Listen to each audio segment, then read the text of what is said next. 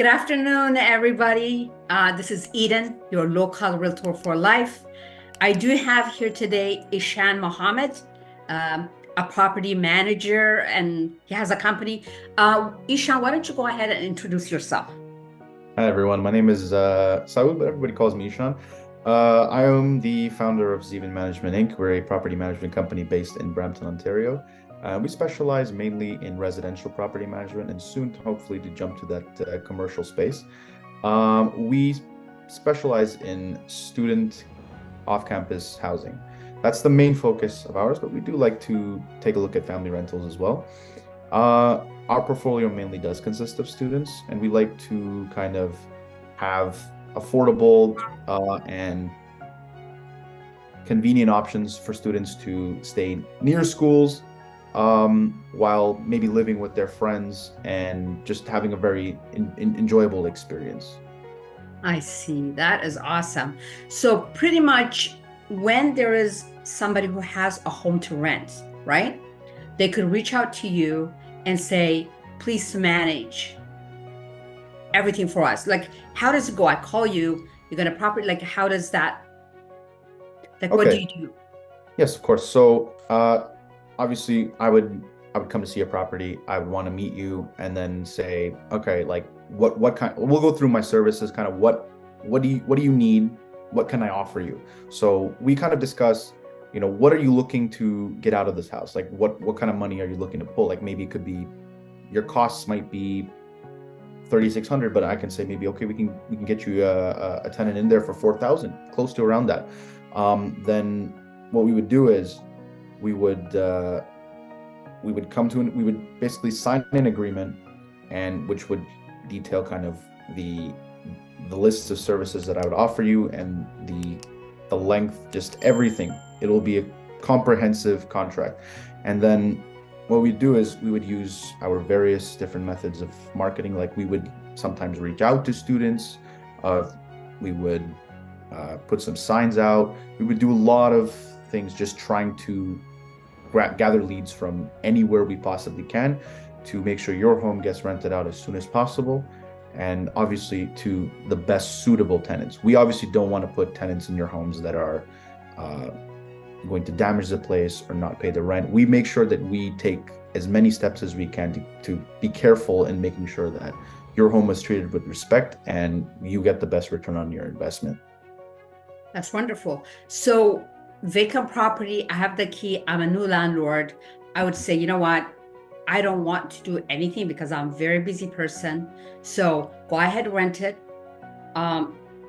Just I guess you make arrangement that how I get that money every month.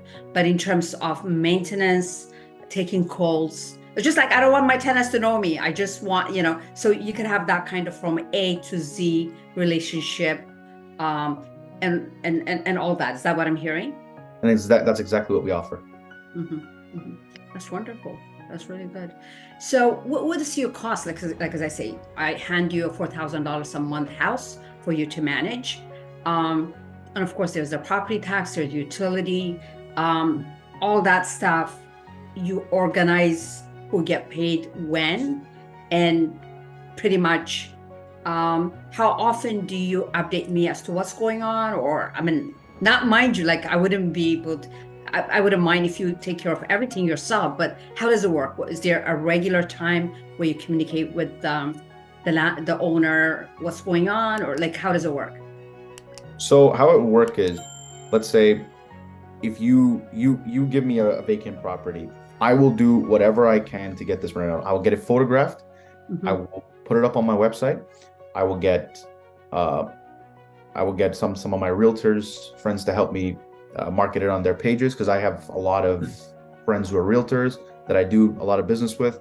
I do business with a few other brokerages, so I kind of employ some of their a la carte services as well, because they offer, you know, some of them do offer a service where you can kind of get your property listed on the MLS. Some of them Hmm. do offer a service like that, so I do like to take advantage of that. Hmm. Um, and that's just from a marketing perspective. Now, when it comes to, we deal with the tenant screening, which we've discussed before. Hmm. we kind of we like to offer kind of an A to Z service. Like you have a property and you want to get it taken care of from A to Z. Like we will take care of the maintenance. You won't even need to know your tenants. We will take care of all communications, whereas there's notices, the leasing process, maintenance, like anything that happens, lawn care, snow removal, we can take care of literally any and everything that would come up with the property. Right. Not minimal repairs, major repairs, appliances, roofs, anything, literally anything. Wow, that's awesome. That's a really good service. I wrote down a few questions as well. Like in terms of damage, let's say to the property, there was a flood in the basement or something happened. So what is the process? Who do the tenants call? They call you, right? Yeah, that's the first thing to do. You call me. I will obviously either send somebody on behalf of us, or I will come myself, and I will, as a property manager, and I will inspect the place to see kind of what is the extent of the damage, what happened, how did it happen. I'll do a little bit of an investigation to figure out who's responsible for it, and then generally we like to kind of we do things fairly. If it is the tenant's responsibility to do something, we'll make sure that the tenant pays for it, and we have our ways to get our money. There's lots of ways so it just kind of plays out. Sometimes they pay it, sometimes they don't, and when they don't, we generally have to do things the hard way, but it becomes a little bit of a mess, but we have a pretty good success rate with that. But generally, if things are kind of normal wear and tear, then we would get the landlord to pay for it. But we just need to delegate what is whose responsibility, and we make that very clear from the beginning of the lease. In our lease agreements, we clearly state kind of, if this happens, if that happens. We have a lot of what if situations. It's a pretty long document, but we make sure that we try and get any and everything that we can think of, so that we protect our the best interests of our clients. We need to make sure that if something happens, and it is like, there's a lot of situations where negligent actions of tenants end up causing an unnecessary expense for the landlord. We want to make sure that doesn't happen. That's right. That's great. That does affect the cash flow. Yeah, there's a lot of complaints now from landlords with the law of the land, like where the law favor more tenants as opposed to landlords. And I mean, it's been very hard in my experience, even getting paralegals that represent the landlord. Like, I don't know, do you have pocket paralegals or people that really do in that aspect of it? Yes. So we will do what we can in our power to make sure that, let's say you have an eviction issue, we will do what we need to do as per the law. We'll file the regular whatever notices you have to file.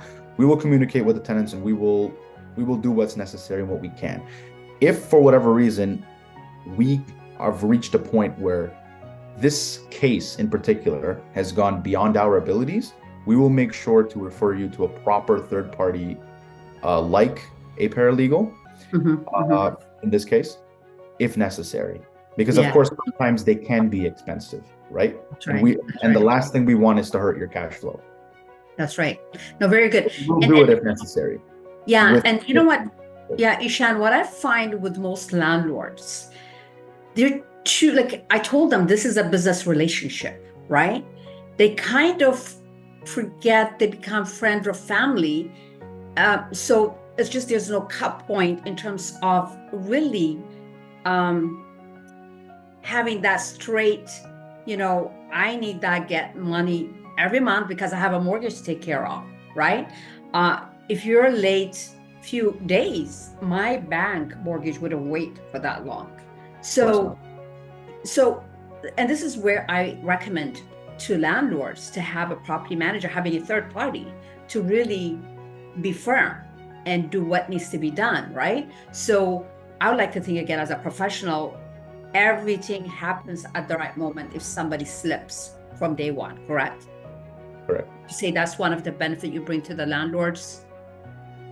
Yeah, we like to do things quickly. We're very hard with collections. If somebody is a day late, we will file a notice if necessary. Right. We don't play. Like we make sure to send multiple reminders to our tenants through an automated system to make sure that they pay early. And after we give them like a 1 day grace period. If they don't pay, we file the notice That's right right. there and then. They know And usually once we do that, they pay up. They usually pay up. But if for whatever reason they don't, then we have kind of then we have to unfortunately go through the eviction process, which is not good for them and it's not good for the landlord, because now the landlord doesn't have a tenant and the cash flow is gone. But let's say over a period of time, this tenant continues to pay late and we continue to file the notices, and now we have a record of that actually, in case if you ever in the future have to evict this tenant, it does come in handy that you have like some paperwork from before saying, okay, this tenant has consistently paid late 14 times.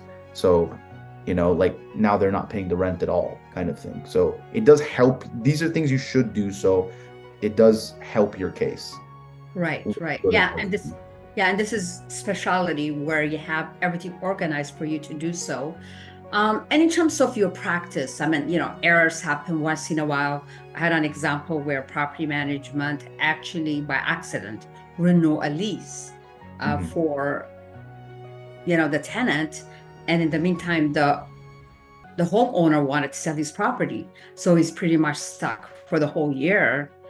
So in a mistake like that, I mean, I'm just saying, I'm pretty sure you do everything as much as possible. Now, let's see, like, do you guys have a standard insurance to protect any errors that could happen Yes, from your side? We're an insured business. So if something that happens, and unfortunately mistakes happen, people mess up, but we sure to take responsibility when we need to. When you make a mistake, yeah, that's good. That's awesome. Like your availability, that's another one, availability. Like, for example, I guess as a landlord, one thing I want to get away is, that dread 10, 11 p.m. call from a tenant. Oh my goodness, the plumbing, the toilet's not flushing or whatever, right? How does that work? So generally how it works is if the tenant has some kind of issue, we're available 24/7. So it doesn't matter if it's 1 a.m, 2 a.m, 3 a.m, or 11 p.m. at night, or even noon, or it doesn't matter any time throughout the day. If somebody has an issue, we will, and especially depending on the severity of it, we try and get people on site as soon as possible. We have people we work with all over the GTA and Niagara region, Hamilton, like just everywhere that we work, we have 24/7 coverage. That's awesome. So if something happens, like a pipe bursts, or we got a gas leak or something's wrong, we can try and get people on site as soon as possible to get this issue resolved. That's beautiful. And we make sure to stay on phone with the tenants and kind of guide them to the right steps to kind of try and solve the problem on the phone ourselves, or if necessary, we can step forward and call somebody else in. But when it comes to things that are emergency, we generally take care of them. And then we kind of tell the landlord afterwards, because that's just what it is in our agreement. But if something is not really an emergency and it's just a normal maintenance issue, we make sure to get approval from the landlord prior to going ahead and doing work. And the tenants may have directly your number, probably on the fridge or something, just in case of anything. It would be you they would be reaching out, right? Me or one of my support staff. One of the people that work, yeah, that's great. I mean, what about students? Like, I mean, sometimes you do deal a lot with them, like party or the neighborhood complaining. Like, what are the rules and the regulations there? So we generally don't allow parties on site, just because it does cause the utility usage goes up, the floors get damaged, the walls get damaged. It's just not something that you should be doing in a rental property. You shouldn't be having parties. It's going to cause damage to the place regardless. Because generally with students, you have to worry about drinking, then people start doing drugs. It becomes a mess. Mess. And the neighbors aren't happy. Now you get tickets from by law. It's a mess. You don't want that. Right. So it's right there on the contract, made clear to them. That's not something that they can do. Okay. Parties. Right. And we're also one more thing is we don't like to we like to make sure that the line is drawn very clear between tenants and landlords, saying that we don't we need to have everyone's responsibilities clearly laid out, saying that, okay, with tenants, you need to make sure that you're doing X, Y, and Z, and you're taking care of your bit, and then landlords are doing X, Y, and Z, and they're taking their bit.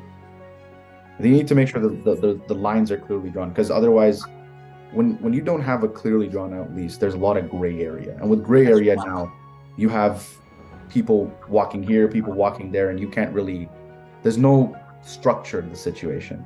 That's right. Very random. We don't like random. That's right. That makes sense. So you make it very clear. So, but assuming everything is going normal, you have that monthly percentage that you charge, right? Let's say, like, what is it on an average here in GTA? What does it cost per month? Assuming everything is, easy and normal, like, do you have a certain figure, or is there a range or percentage? So we charge a percentage. We charge 5% of 1 month's rent for basic management services for residential properties. When we go to student properties, residential, then it goes up to 7%, because generally it's a lot more work than a family. There is more communication. There's more payments coming through the process. It's in general more work for us to do. So we have to. That's why there is a price difference. Actually, it's very reasonable, because the last time property management helped my clients in Windsor, it was, I think, 8% they were charging for family, just a couple. So we have very competitive pricing. We try to make sure that we offer a decent value for money. Maybe we might not be the cheapest, but I know that we do good work. That's the most important thing. Good price and great work. Yeah. Well, unless you have anything that you want to add, I'm gonna finish our interview here. And I really want to appreciate the fact that that you come out to answer some of our questions. And I'm gonna recommend definitely my clients to use your services. Anything else you want to say before we leave? I just want to say it was a pleasure joining this meeting, and I'm glad I've answered as much as I could of your questions. And if anyone does have anything they want to ask me, I can give you guys my email, info@zevinmgmt.com, and I'd be happy to take care of any of your customer inquiries. We can do this. Excellent. Well, everybody, not only the information he gave you, definitely I'll have all his contact information. So anyone that needs service with property management, renting their property, call me, or we'll go ahead and post Ishan's contact information as well. Thank you so much for listening. Thank you so much for coming out. You have yourself a beautiful day. We'll talk to you soon. You too. Take care. Thank you. Bye-bye.